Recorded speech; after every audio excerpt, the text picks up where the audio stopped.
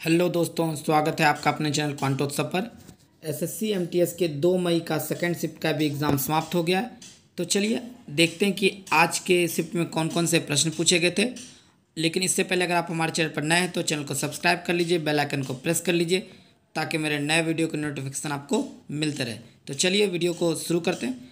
देखिए दोस्तों, first shift में भी आपसे पूछा गया था कि विलायत खां का संबंध किस वाद्य यंत्र से है, और सेकंड शिफ्ट में देखिए पूछा गया कि पंडित रविशंकर का जो है संबंध किस वाद्य यंत्र से है। तो मैंने आपको फर्स्ट शिफ्ट में भी बताया था कि सितार से संबंधित है पंडित रविशंकर जी भी और विलायत खां भी। मैंने आपको लिस्ट भी दिया था, अगर आप पहले वीडियो देखे होते तो सेकंड शिफ्ट में ये क्वेश्चन आसान हो जाता करना।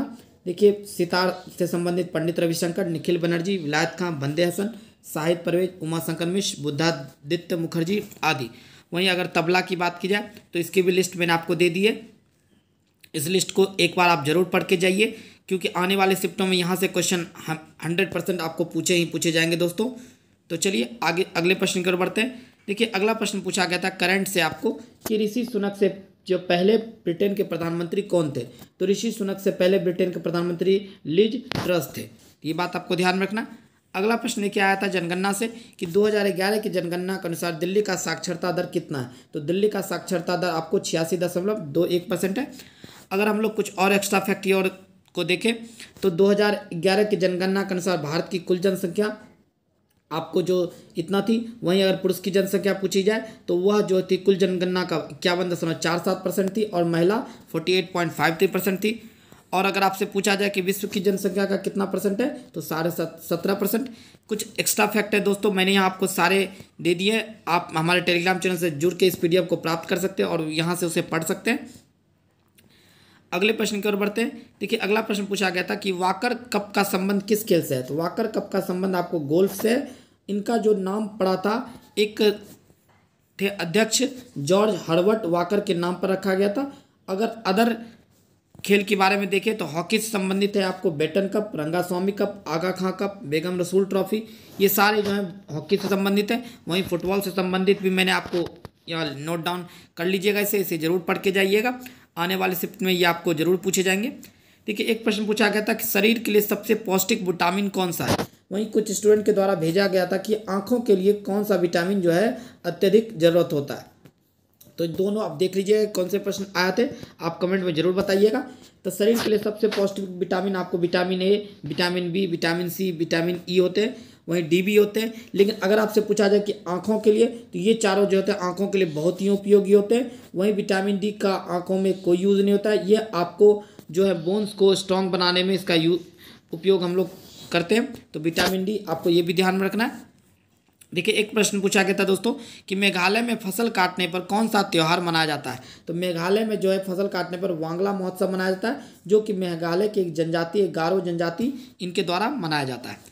देखिए, एक प्रश्न आया था कि भारतीय रेलवे ने कार्बन मुक्त रेलवे का लक्ष्य कब तक रखा है। तो भारतीय रेलवे के द्वारा कार्बन मुक्त रेलवे का लक्ष्य 2030 ईस्वी तक रखा गया था। अगला प्रश्न है, देखिए, पैराशूटिंग में मेजर ध्यानचंद पुरस्कार किसे मिला है। तो पैराशूटिंग में आपको मेजर ध्यानचंद पुरस्कार अवनी लखेरा को मिला है। इसका जन्म आपको 8 नवंबर 2001 ईस्वी को हुआ था। टोक्यो पैरालंपिक 2020 में 10 मीटर एयर राइफल में इन्हें स्वर्ण पदक और 50 मीटर राइफल में आपको कांस्य पदक मिला था। इन्हें पद्म श्री पुरस्कार से भी आपको पुरस्कृत किया गया है। तो ये फैक्ट भी आपको जरूर ध्यान में रखना है। देखिए, अगला प्रश्न आया था आपको पॉलिटी से कि भारतीय संविधान का अनुच्छेद 17 किससे संबंधित है। वहीं अगर आपने देखा होगा कि पहले शिफ्ट में अनुच्छेद 61 पूछा गया था, तो अनुच्छेद से आपको हर शिफ्ट में क्वेश्चन देखने को मिल रहे हैं। इसे जरूर आप एक बार पढ़ के जाइएगा कि अनुच्छेद 17 का संबंध अस्पृश्यता का उन्मूलन से। वहीं अगर आपसे 18 पूछा जाता तो 18 का संबंध उपाधियों के अंत से। तो ये ध्यान में रखना है। जो आपको ये 12 से 35 है, ये भाग 3 में है, जिसे हम लोग मौलिक अधिकार कहते हैं। इसे अमेरिका के संविधान से लिया गया। भारतीय संविधान में मूल रूप से आपको 7 मौलिक अधिकार थे, लेकिन अब जो है आपको 6 ही बचे। क्यों? क्योंकि 44वें संविधान संशोधन 1978 के तहत जो है आपको संपत्ति के अधिकार को हटाकर 300A के तहत कानूनी अधिकार बना दिया गया था। तो ये सारे फैक्ट आपको ध्यान में रखना है दोस्तों। देखिए जनगणना से संबंधित एक प्रश्न और आया था कि 2011 की जनगणना के अनुसार सबसे ज़्यादा लिंगानुपात किस राज्य का है। तो केरल का जो है आपका सबसे ज़्यादा लिंगानुपात है और वहीं हरियाणा का सबसे कम लिंगानुपात है। तो ये दोनों फैक्ट आपको ध्यान रखना, हरियाणा का कम लिंगानुपात है, इसी वजह से हरियाणा से ही आपको बेटी बचाओ बेटी पढ़ाओ अभियान शुरू किया गया था 2015 ईस्वी में। ये सारे फैक्ट भी आपको ध्यान रखना है दोस्तों। अगला प्रश्न क्या था, विंग्स ऑफ फायर पुस्तक के लेखक कौन है। देखिए यहाँ से भी आपको हर शिफ्ट में क्वेश्चन देखने को मिल रहे हैं। पहले शिफ्ट में भी आपको पूछा गया था कि the race of my life किसकी आत्मकथा है, वहीं दूसरे शिफ्ट में आपसे पूछा गया विंग्स ऑफ फायर पुस्तक के लेखक कौन है, अब्दुल कलाम।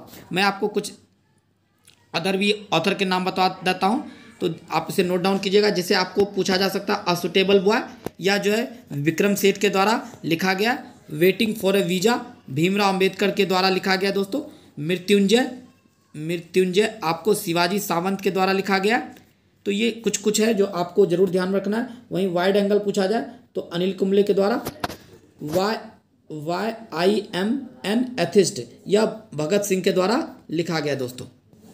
देखिए एक प्रश्न पूछा गया था कि स्वराज पार्टी के संस्थापक कौन थे। तो स्वराज पार्टी के संस्थापक मोतीलाल नेहरू और चित्तरंजन दास दोनों थे। दोनों ने मिलकर स्वराज पार्टी की स्थापना की थी। यह जो है स्वशासन के लिए 1922 के अंत में जब आपका चौरी चौरा कांड हुआ, हत्याकांड हुआ था, उसके बाद मोतीलाल नेहरू और गांधी जी के बीच थोड़ा सा मनमुटाव हो गया था, जिसकी वजह से इन दोनों ने मिलकर आपको अलग एक पार्टी बनाई थी जिसका नाम स्वराज पार्टी रखा गया था दोस्तों। देखिए एक प्रश्न आया था दोस्तों, FRBM का फुल फॉर्म क्या होता है। तो FRBM का फुल फॉर्म होता है आपको physical responsibility and budget management. यह एक्ट जो है 2003 ईस्वी में लागू किया गया था। देखिए एक प्रश्न आया था आपको कि भरतनाट्यम किस राज्य का शास्त्रीय नृत्य है। तो भरतनाट्यम जो है तमिलनाडु का शास्त्रीय नृत्य है। वहीं अगर आपसे पूछा जाए सतारिया, तो सतारिया आपका असम का है। अगर आपसे पूछा जाए कथक, तो देखिए दोस्तों कथक जो है यूपी का है। और अगर आपसे कथकली पूछा जाए तो यह केरल का है। तो इन दोनों में आपको कंफ्यूज नहीं होना है, क्लियर है। तो ये मैंने आपको कुछ एक्स्ट्रा फैक्ट बताया, इसे जरूर पढ़ के जाइएगा। और आप हमारे टेलीग्राम चैनल से जुड़ जाइए, जहां मैं आपको दिन के आखिरी में आपको सारे शिफ्ट के PDF प्रोवाइड करवा दूंगा। वहां से आप इसे जरूर एक बार पढ़ के जाइएगा, ताकि आने वाले शिफ्टों में आपके लिए उपयोगी हो सकता है। तो चलिए इस वीडियो में इतना ही, मिलते हैं अगले वीडियो में। तब तक ले जय हिंद, जय भारत।